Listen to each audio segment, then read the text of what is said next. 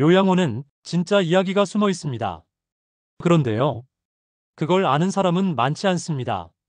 밖에서 보면 깔끔한 벽, 조용한 복도, 사람 냄새나는 간병인의 웃음, 좋은 곳이네 싶을 수도 있습니다.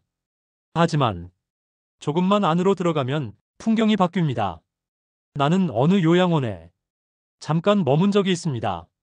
간병인도 환자도 아닌 그저 잠시 가족을 돌봐야 했던 사람이었습니다. 그리고 그 며칠 동안 나는 내가 몰랐던 노인의 세계를 봤습니다. 하루의 시작은 조용합니다. 아니, 지나치게 조용합니다. 아침 7시. 젊은 사람들에겐 하품이 나올 시간. 하지만 이곳 어르신들은 이미 모두 깨어 있습니다. 눈은 떴지만 아무 말도 없습니다. 깨어 있다는 게 살아있다는 뜻이 아니라는 걸 그때 처음 느꼈습니다. 식사 시간이 되면 직원들이 분주해집니다. 죽을 데워 나르고 수저를 잡아드리고 턱받이를 해드립니다. 하지만 어르신들은 대부분 말이 없습니다. 먹기 위해 앉아있지만 배고파서 먹는 건 아닙니다. 그냥 그 시간이 와서 입을 벌립니다. 누가 밥을 떠먹여주면 그냥 씹습니다.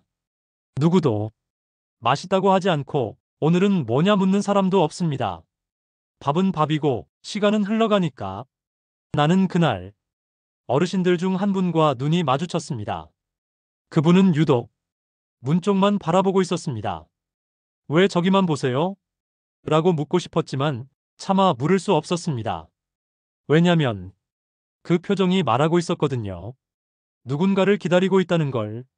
그분은 오전에도 점심을 먹고 나서도 해가 질 무렵까지 계속 그 자리였습니다. 다리도 불편하고 허리도 굽었지만 몸을 틀어 문이 보이는 방향으로만 앉아 있었습니다. 나중에 직원에게 그분 사정을 들었습니다.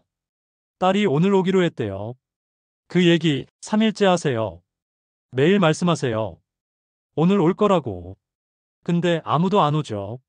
그리고 그날도 아무도 오지 않았습니다. 밤이 되면 요양원은 더 고요해집니다. 복도에는 발소리도 거의 없습니다. TV가 작게 켜져 있고 어딘가선 숨소리만 납니다. 그 속에서 혼잣말이 들려옵니다.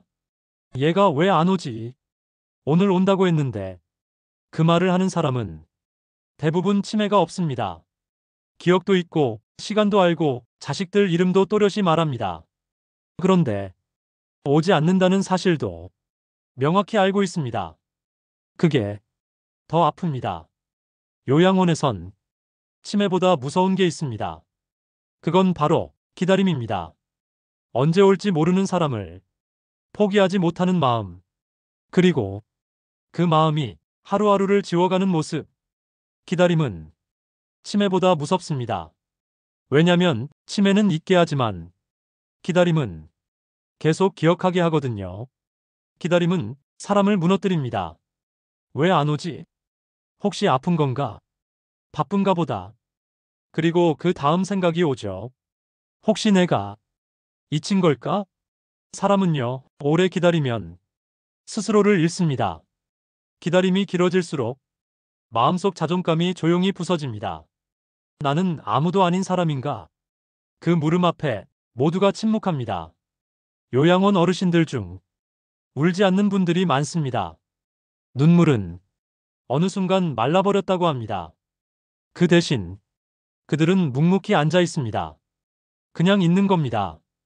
움직이지 않고 말도 없고 기다리며 하루를 보냅니다. 어떤 분은 사진을 붙여놓고 기다립니다. 아들 사진, 며느리 사진, 손녀 사진. 사진이 말라갑니다. 종이는 빛을 잃고 가장자리가 말립니다. 그 사진처럼 기다림도 바싹 말라갑니다. 나는 돌아오는 길에 무거운 마음을 안고 나왔습니다.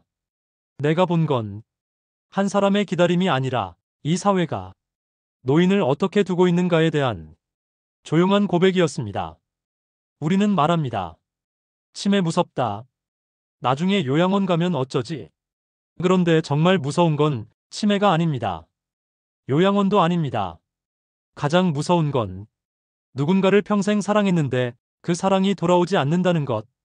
그리고 그 현실을 받아들일 수밖에 없는 노인이 하루하루 자신을 놓는 모습입니다. 요양원에서 가장 무서운 건 치매가 아니라 기다림입니다.